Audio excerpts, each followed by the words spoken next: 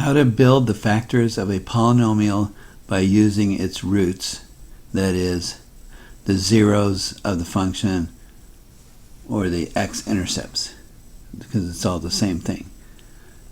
All right, example 1. Here's your function, a quadratic, x squared minus x minus 6. We could certainly factor that by hand, and you would in practice because it would be faster than doing it with the calculator method. But if the coefficients are harder, it's faster with the calculator method.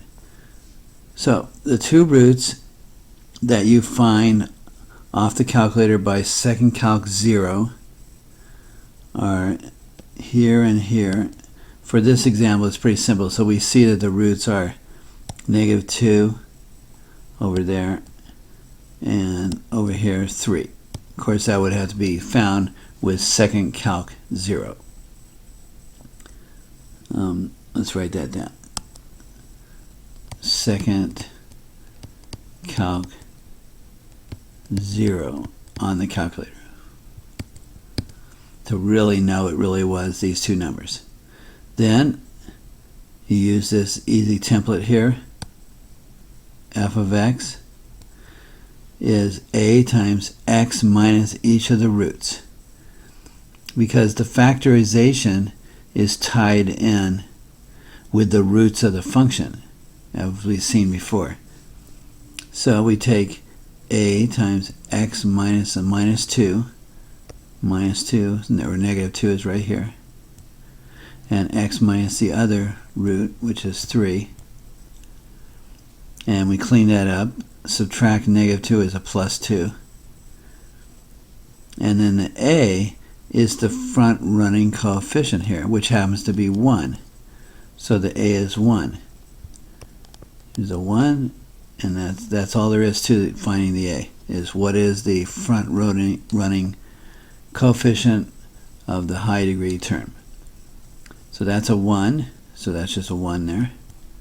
So the factorization is this right here. And you can see that is the factorization. X plus 2 times x minus 3. And you can see that if you set those to 0, you would get -2 and 3 for the roots. So there's a whole tie-in between factoring it and finding the roots. Okay, so let's go on to another example. This one shows why you would really want to do this. Here's example 2. This time you have a little bit more tricky one to factor. And this time, if you do second calc 0, you'll find out that this point right here is 5/2. It would come out as 2.5 on the calculator.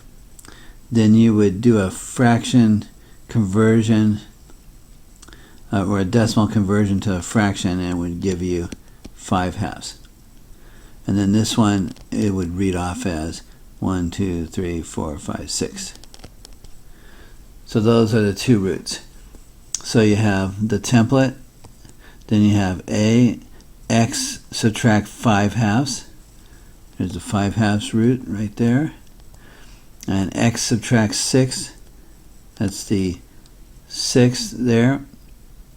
And then the a is the front running coefficient, so that's the 2.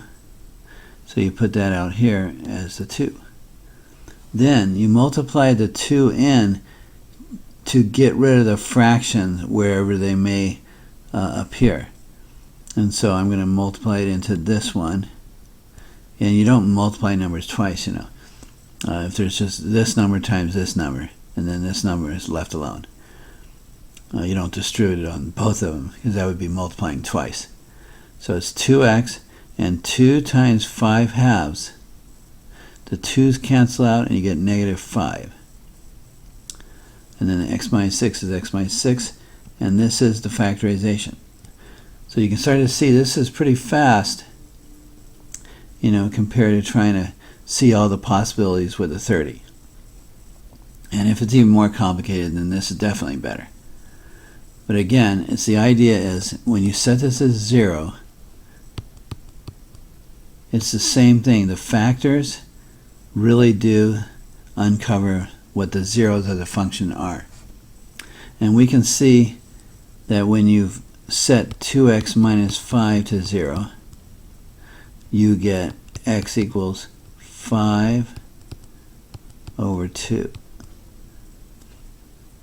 Alright, so what we see here, if the roots of a polynomial are fractions or integers, that is, if they're rational numbers, then the polynomial actually will factor with integer numbers as the coefficients in here.